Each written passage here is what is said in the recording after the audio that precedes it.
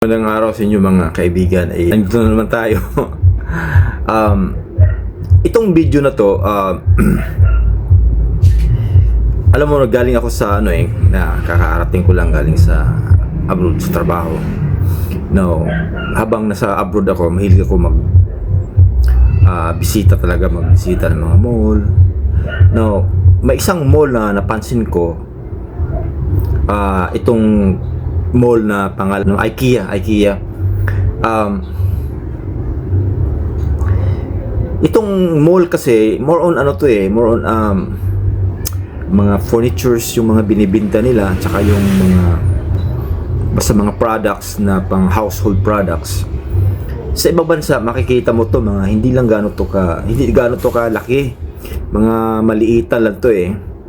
Pero nang dito na ako, umuwi ako dito sa Pilipinas, bumisita ako dito sa Mall of Asia, sa mga dito sa Pasay. Alam ko itong IKEA na to, nagtatayo sila ng IKEA dito sa Pilipinas . Ito sa sa Pasay .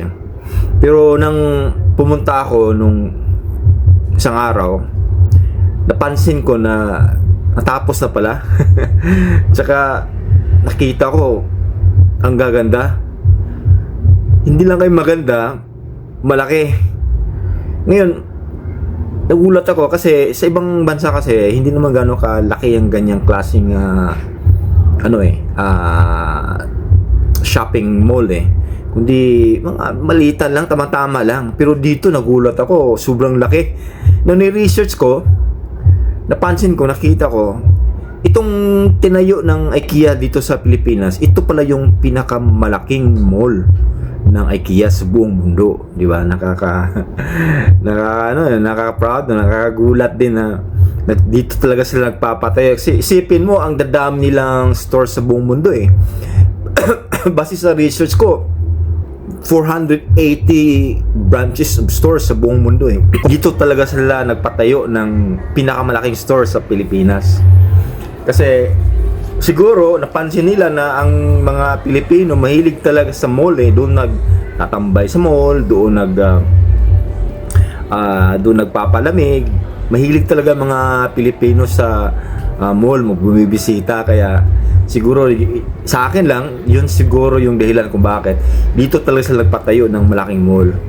Ito namang IKEA na IKEA store dito sa Manila, dito sa Pasay, particularly sa Pasay. Karugtong ito sa Mall of Asia. Tsaka napansin ko na sa sobrang laki nito, umaabot pala to ng 65,000 square meters. Biruin mo, 65,000 square meters ang sobrang laki nito. Kaya nang pumasok ako doon, pumunta kami, sa entrance pa lang maganda . Parang pang-abroad talaga yung design, yung style nun, ang lilinis, napaka-elegante tignan. Tapos nang pumasok kami doon, pansin ko mayroon pang mayroon pang Swedish cafe, no, na hindi gaano ka hindi gaano ka talamak na makikita mo sa Pilipinas . Exclusive talaga yun . So hindi ko alam kung ilang branches yung Swedish cafe. First time ko nakita dito sa Pasay, dito sa IKEA mismo. Tapos napansin ko pagpasok namin doon makikita mo ang daming mga binibenta, mostly mga product nila, mga galing talaga sa abroad, mga abroad products, no. Meron din naman siyempre mga local made products, pero nakita ko mga imported products . At tingnan mo ang mga price din, hindi naman gaano ka mahal, no? Kung isipin mo, mas mura pa nga sila yung mga produkto nila compare mo sa ibang mga mall . Hindi to advertisement sa IKEA, hindi ako binayaran ng IKEA. Sa akin lang to kasi gumawa ako ng vlog. Sa akin lang tong pananaw, review ko lang po to, na natuwa ako dahil sa pinatayo na IKEA dito sa Maynila, sa Pilipinas. Kaya sariling review ko lang po to, walang personal view ko lang sa mall na to. Okay, ituloy natin itong IKEA. Napansin ko talaga na ang daming magagandang mga produkto talaga. Makikita mo na mga considerable mga prices nila, mga mura, tsaka ang gaganda ng pag-set up, no? Kung tutuusin, kung nakapunta ka ng ibang bansa, tulad kung nakapunta ka sa US, siguro mapansin mo ang setup nila parang parang Walmart ang dating kaya Costco, yan, ganun, na nakaplastada lang, simple lang yung design. Hindi tulad sa ibang mall dito sa Pilipinas, tulad ng SM, na talaga ang setup talagang talagang well furnished talaga yung yung setup tsaka mga kisame, talagang ang linis, ang talagang kumpleto talaga. Ang ganda tignan, no? Pero itong IKEA, mga simple lang ang dating, parang pang-abroad style lang talaga ang dating nila. Dito mo makikita ang mga magandang mga produkto, mga household products, no?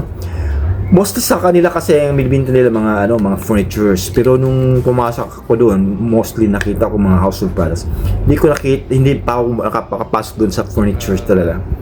Pero sa sa lugar pa lang na napuntahan ko, na talaga ako, believe na ako, talagang swak na ako doon.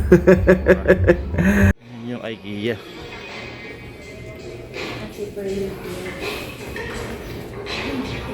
Ganda.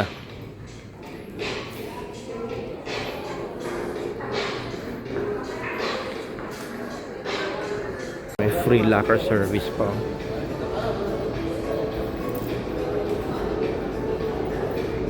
Galing.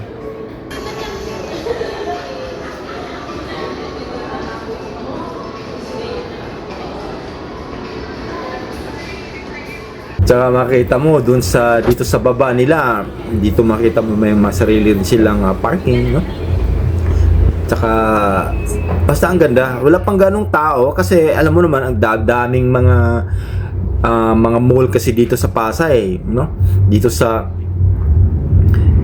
Macapagal, dito sa Pasay, talagang ang daming mga mall talaga yan. Diyan yung Walter Mart, diyan yung Ayala. Kaya ang tao talagang